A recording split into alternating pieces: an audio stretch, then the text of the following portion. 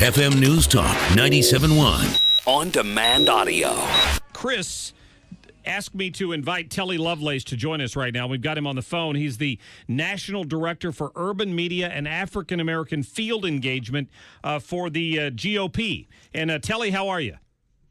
Doing good. How about yourself, Mark? Thanks for having me. Doing great. Absolutely. You're. I've got Chris in the studio here as well. Hey, Telly, how are you? Thanks. Hey, Chris, doing great. How about yourself? Good.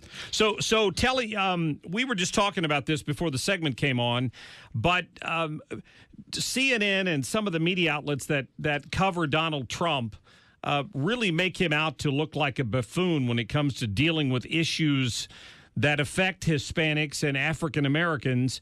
And it's your job, correct me if I'm wrong, to go out and try to win some of those votes. How do you tackle that problem? Well, pretty much, the RNC, the Republican National Committee, we've been out in the community. We're out there getting out Mr. Trump's message. We know where the party stands on issues, whether it's the economy, taxes, all of those issues that directly impact African Americans and those in urban communities. So we're getting that message out there. And we're looking for those Republicans that, those African-American Republicans that are receptive to the Republican Party message and that of Mr. Trump. So they're out there, and we're countering, what the mainstream media is trying to put out because we're finding it. And I think that's the misconception that a lot of people have about outreach, that if you go into minority communities, that you're tailoring a specific message to them and maybe changing some of your principles. And that's not at all what you're talking about, right, Telly? Exactly. We're not changing our messages at all. It's the same message that we would carry into any community, but we're just going in. We're building a relationships, whether it's through the relationships with Chairman Priebus and the state party, or through our Republican leadership initiative.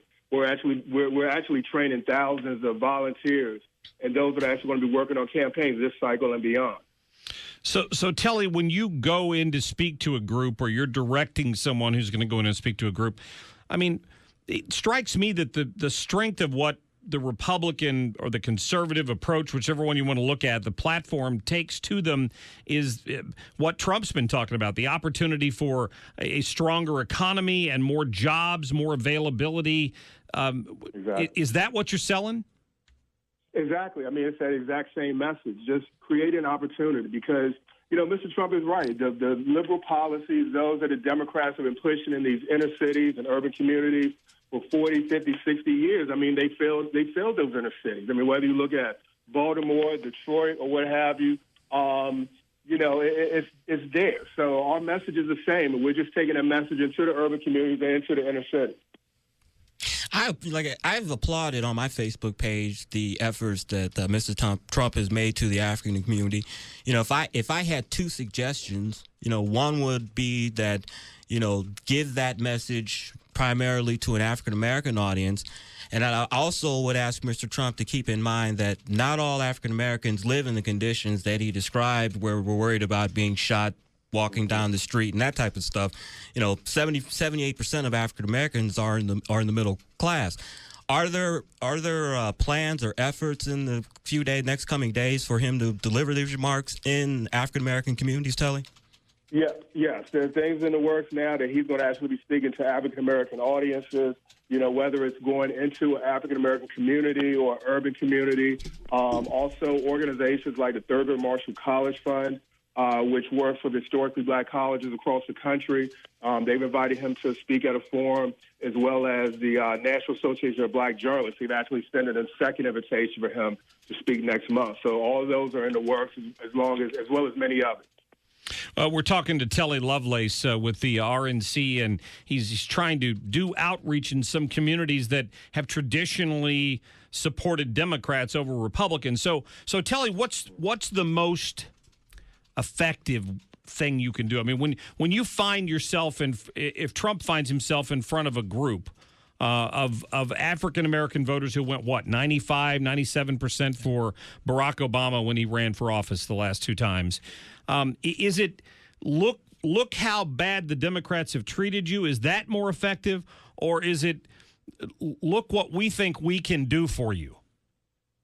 Well, of course, the message of what we think we can do for you is going to be the way to kind of open that door. And then you go in and, attack the Democrats and their failed policies and how they basically, failed the inner cities and urban communities, across the country. So really it's just going in, building that relationship, making it seem, that you're receptive and open.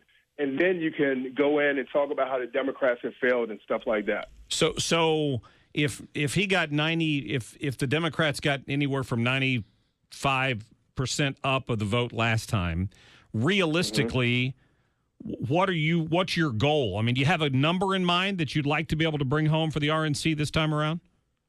Well, Mr. Trump said he wants, 20% of the African-American vote. And, I think there's still opportunities for him to gain a significant percentage of the African-American vote because he only needs a small number. If he gets 10, 12, 13, 14%, Hillary's going to be scared at that point. He could actually win.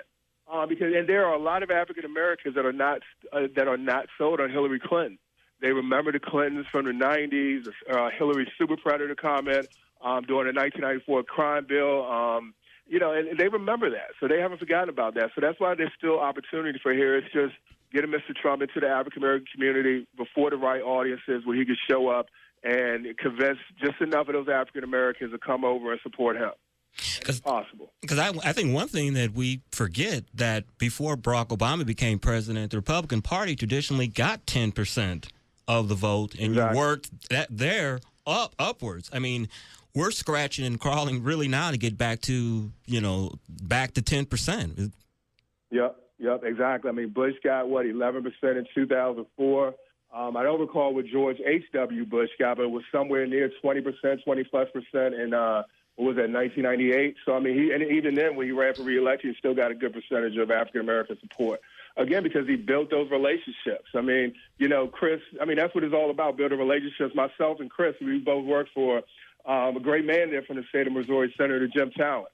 And that was part of Mr. Talent's thing, was just showing up. Chris had him out there in the community all across St. Louis, just showing up and building those relationships. And that's what you're going to see more of Mr. Trump doing, over the next 77 days and beyond when he's elected. That's something Jim Talent did regularly, was visited 2 or 3 black churches once a month. And he wouldn't go in there and speak. He wasn't trying to make a presence.